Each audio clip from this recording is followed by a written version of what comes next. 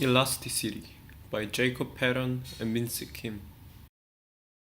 There are three types of elasticity that we are going to look at. They are elasticity of demand, income elasticity of demand, and cross elasticity of demand. All three have very similar formulas to calculate the elasticity. Here is just some background elasticity information. We have different values of elasticities. The one on the far left shows a perfectly inelastic elasticity. This means that PED is equal to 0. The price has absolutely no effects on demand. On the far right, we have perfectly elastic graph. This has infinite PED and means that any change in price will have drastic effects on quantity demanded. The middle is a balance of the two with one regular inelastic graph and regular elastic graph. Here we have an example of PED of a normal good. Gas is considered a necessary good, although there are few complements and substitutes for it. Since it is a normal necessary good, the PED will be inelastic, which means that the change in demand will be relatively unresponsive to a change in price. Here we have an example of elastic PED.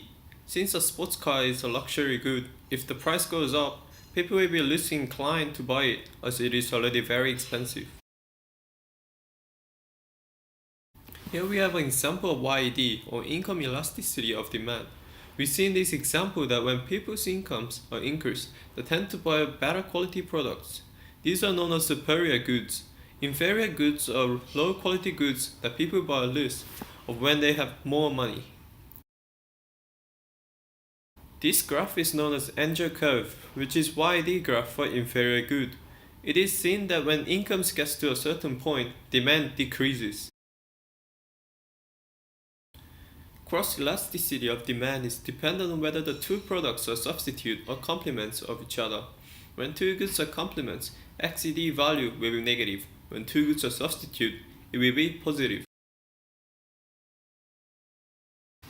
The determinants of PED are very important in economics. In general, when a good has a lot of substitute and it is elastic because if its price goes up, people will tend to just choose one of that product's substitute. On the flip side, if a product has very few substitute, people will be forced to deal with the price changes. The second determinant is necessity of products. People will be willing to give up unnecessary products if it becomes too expensive, but not a necessity products. We discussed already that the difference between superior good and inferior good when it comes to YED. This is more in-depth breakdown of it. It can also be seen here that the normal goods is one with YED value of just less than 1, usually between 0 to 1. Complements and substitute play a big role in XED. As the price of toothbrushes goes up, the demand for toothpaste goes down, because these are complements. However, as the price of McDonald's goes up, the demand for Burger Kings goes up since these are substitute. Different companies have very different XED, YED, and PED values based on how they are viewed by potential consumers. Therefore, this different elasticity will affect the decision of firm. For PED, the products of Apple Inc. have low PED, which means that when price of products rise, percentage of demand reduced will be lower. This is why Apple products have lower spec than other companies, but was able to put their products at such high price. When the income of people have increased, the companies that produce their needs will increase the price of their products as the affordability of their products have increased. For example, when there were increasing income in general population of China, the prices of foods were increased by 15%. This is because agriculture industry recognized the income increase and they sold their product in higher price. When the competitors' market price products demand decreases, the other markets will increase the supply. For example, when there was Note 7 exploding, Samsung lost many customers. Other companies like Apple and LG increased their supply and lowered their price by little to attract more customers. Different elasticities also affect the government's decision. PED is very important for governments as how elastic the business is will affect how much government will put tax on it. If the business is elastic, the government can increase tax without losing too much customers that business before. YED is important for governments as they will know that people have earned more money, therefore it's available to pay more for the products.